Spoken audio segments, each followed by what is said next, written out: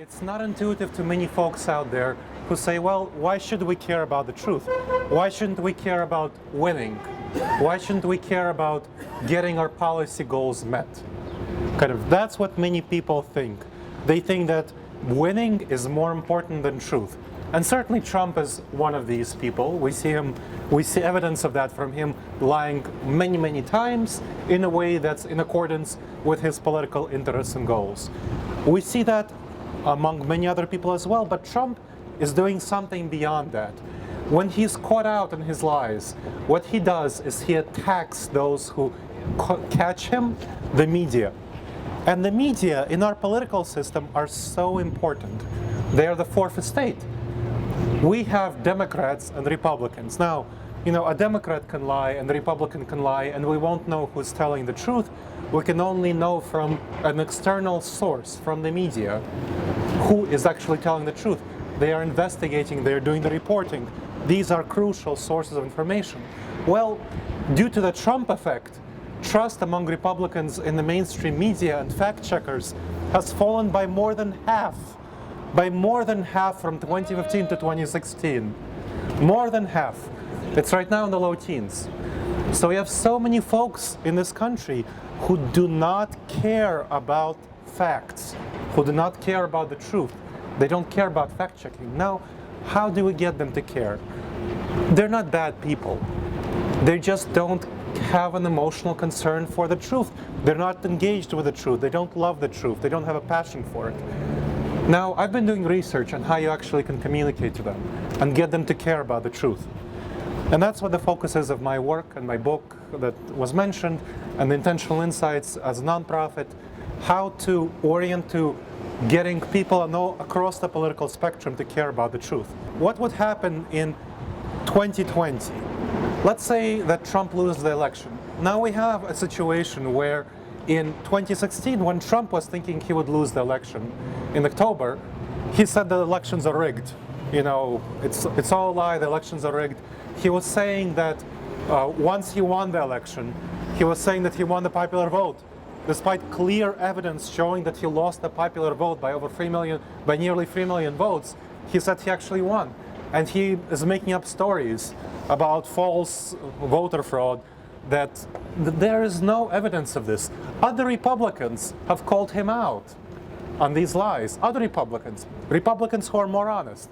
This is a bipartisan issue. They called him out on his lies.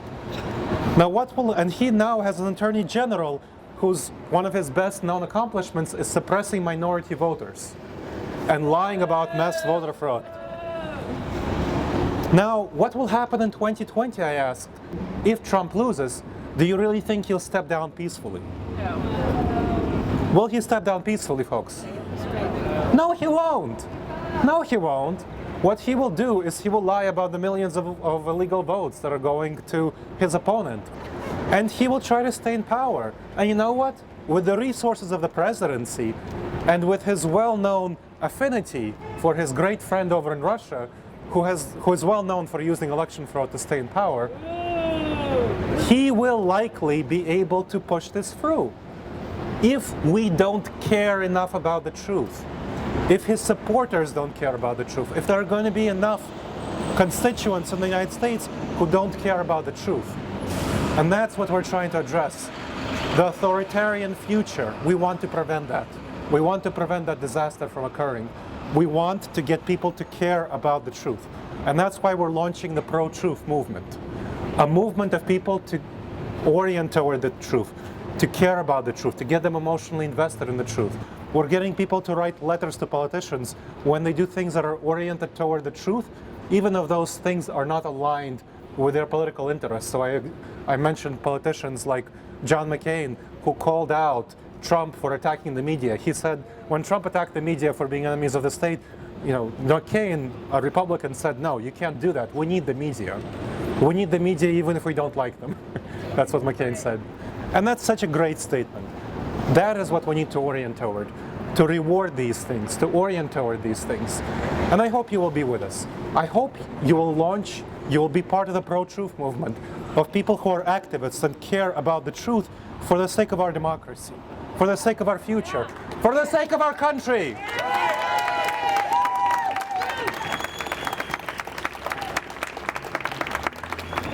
So we're launching the Pro-Truth movement, and part of the Pro-Truth movement is the Pro-Truth Pledge. A Pro-Truth Pledge. You know, hopefully we would be living in a world where we're not worried about people lying. We don't have to take a pledge for truth, you know, but this is what it's coming to. So we're going to use the Pro-Truth Pledge to incentivize politicians when they say the truth, especially if it hurts them. We're going to say, kudos, great job. And when they lie, we're going to punish them and penalize them. It's a community effort. I hope you all get involved. The first part, there are 3 parts. Share the truth. How do we know what's the truth? When politicians say something, it better be a fact. How do we know it's a fact? There has to be evidence. Don't make stuff up. If a fact-checking website says it's not so, don't say it's so, okay? Yeah. Can I get a yes? Yeah. All right. So like global climate change, don't be going and saying, oh, it's not happening. Like 98% something scientists say it's happening. You gotta change your mind. You gotta say, this is so, and that's the fact. Number 2, after we share the truth, we want to honor the truth. We want to base our opinions, our actions on the truth. The last and third part is encourage the truth. Call others out when they lie, even if they're your friends, even if they're your allies, like John McCain, like Paul Ryan, who came out and said, hey, Trump, there was no that kind of voter fraud. That wasn't a thing. Now, I'm the last person to agree with Paul Ryan on almost anything. But I'm going to say, thank you, Paul Ryan. Thank you very much. We appreciate it.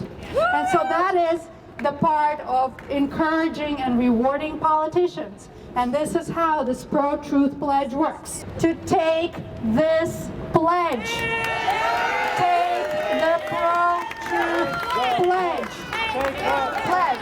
Take the pledge. Take the pledge. You can take the pledge. They can take the pledge at protruthpledge.org. And now how do we do it? It's not easy. It's not an easy thing to do. So what we need to do, we need to get involved and get them to do it. We need to tell them about it. See, you can do it in under 5 minutes. Let's be the change we want to see in the world. Are you ready to take this pledge? Yes! Are you ready to stand up for the truth? Yes! So go to protruthpledge.org. Tell your friends, tweet, Facebook, and get involved. You can get involved on our website, email us, and we can make this happen. Let's make this pro-truth movement go forward. Thank you, everybody. protruthpledge.org.